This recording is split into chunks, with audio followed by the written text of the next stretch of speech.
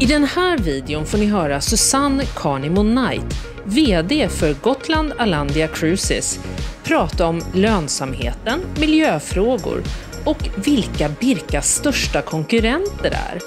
Vi träffar också fartygets 3 kaptener. Så trevligt att vara ombord och så trevligt att äntligen få träffa dig, Susanne Carnimo Knight, VD för Gotland Alandia Cruises. Och nu är vi här, Birka är tillbaka, Birka Gotland som hon nu heter. Berätta lite grann om vägen som har lett fram hit. Hur har det varit? Det har varit intensivt men väldigt roligt. Och proffsiga människor som har liksom arbetat för det här projektet för att vi ska lyckas, för att vi ska vara igång nu. Väldigt många från Viking Line, väldigt många från Gotlandsbolaget och Destination Gotland, och så har vi ett litet team dessutom på både Gotland Alandia Cruises som har formats här under de senaste månaderna. Mm. Och hur ser ni på er roll nu, om man säger som Birkas roll på Östersjön?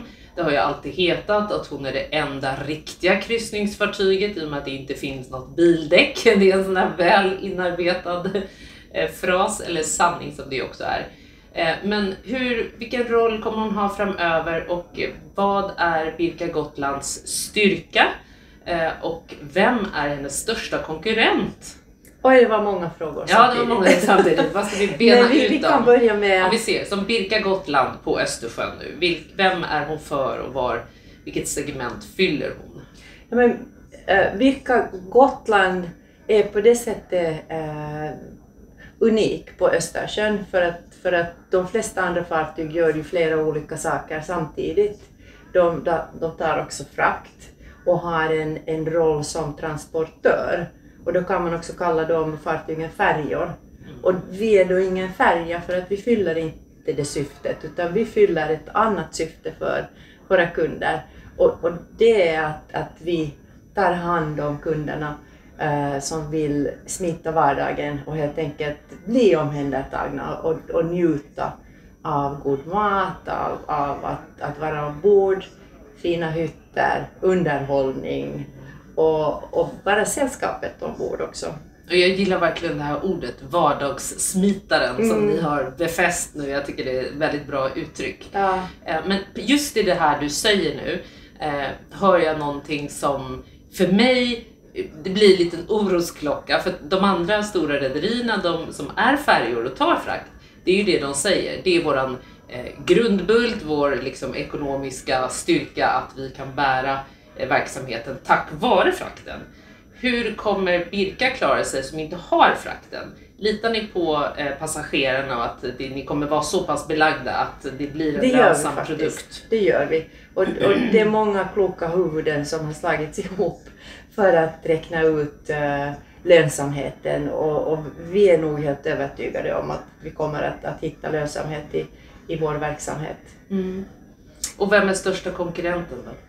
Vi har flera konkurrenter och alla är inte alls kryssningsverksamheter, utan det finns mycket du kan smita vardagen till i land. Så det kan finnas också i de mindre städerna, finns det ju alternativ med en hotellnatt, kanske middag, teater och andra alternativ i det vi kallar Birkaland, som är ganska stort ända upp till Härnösand kanske och västerut och söderut och så vidare. Ungefär 4 miljoner människor som bor i Birkaland. Och just när du säger de här orden så är det alltså en sagolik utsikt bakom dig. Och det kanske inte alla då kan tävla med. Skärgården och den utsikten som förändras längs vägen. För det är så vackert nu när man tittar ut. Det är precis det. För att när du stiger ombord så då kommer du till en egen liten värld. Du kommer ändå bort fast du är så nära.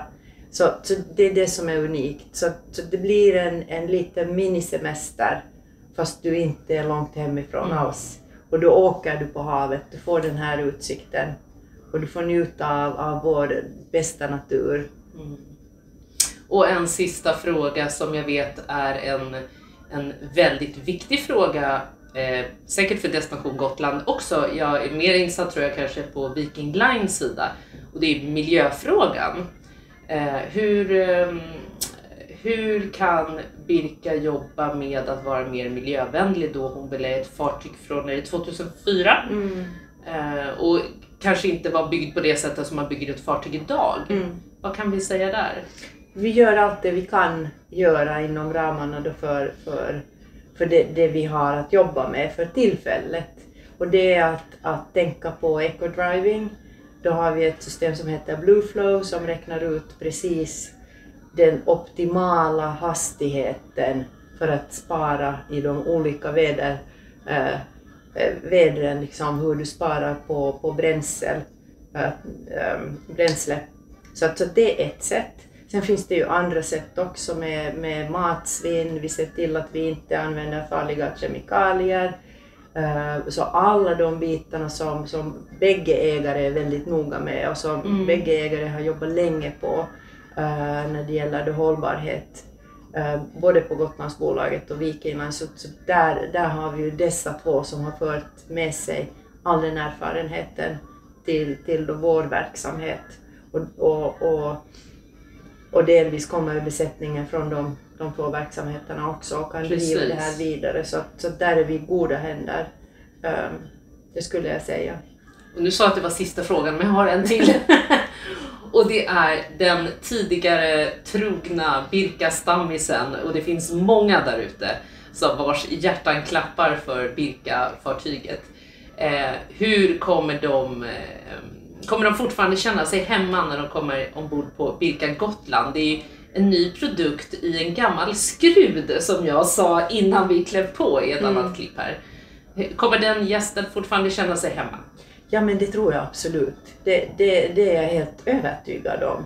Och alla de glada minnena jag såg igår tror jag bekräftar det också.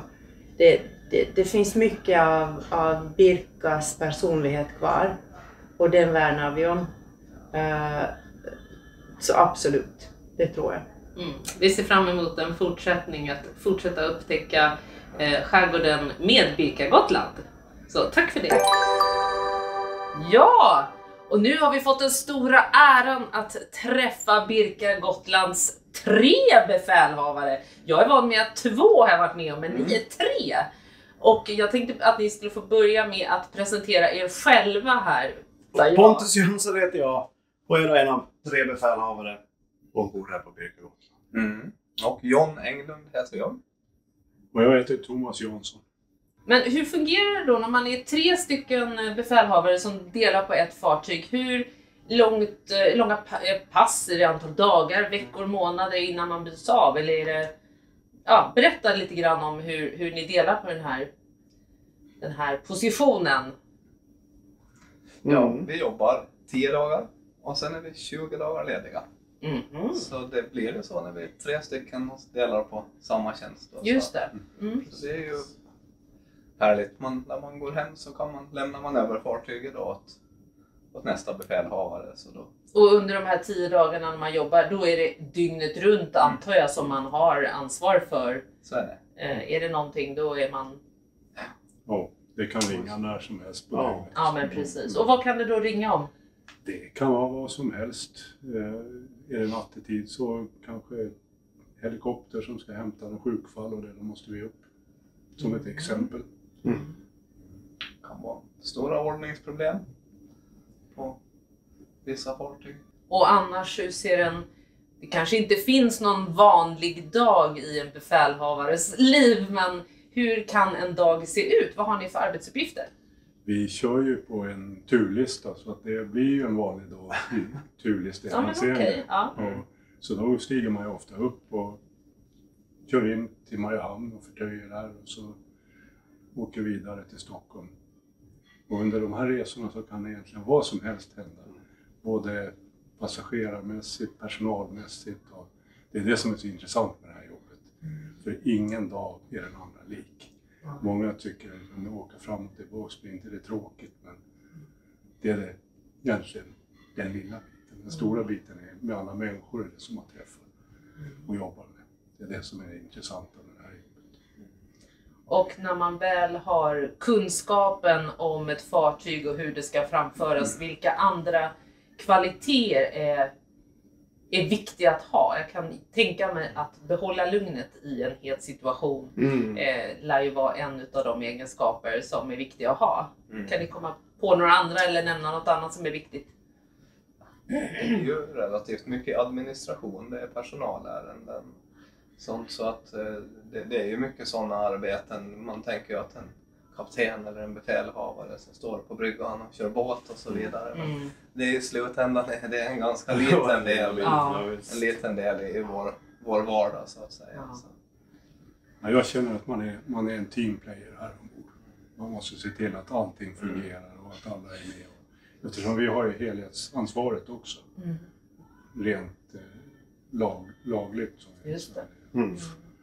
Och hur får man då på bästa sätt det här laget, familjen som jag har hört en del kalla det. Hur får man den bästa sammanhållningen bland personalen ombord?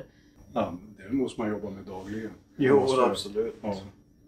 Det är också... Säga god morgon till exempel, bara en sån enkel sak. Ja. Det är en bra start och vara intresserade utav vad folk också gör. Men det är väl en stor besättning så det blir ju ett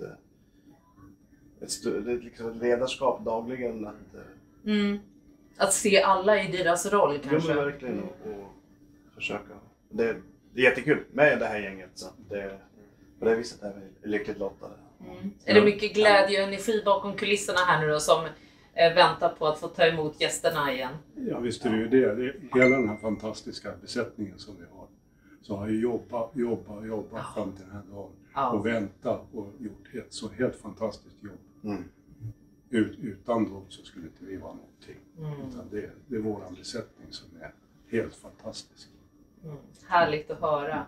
Och nu är det upp till dig som ser den här videon att komma ombord och möta den här besättningen. Och ser ni någon av de här herrarna ombord så får ni gå fram och säga hej tycker jag. Absolut. Jajamensan. Mycket gärna. Det ser vi fram emot. Och med de orden så lämnar vi Birka Gotland för denna gång. Prenumerera gärna på kanalen för att inte missa kommande videor och nyheter. Hej från oss och kryssa lugnt!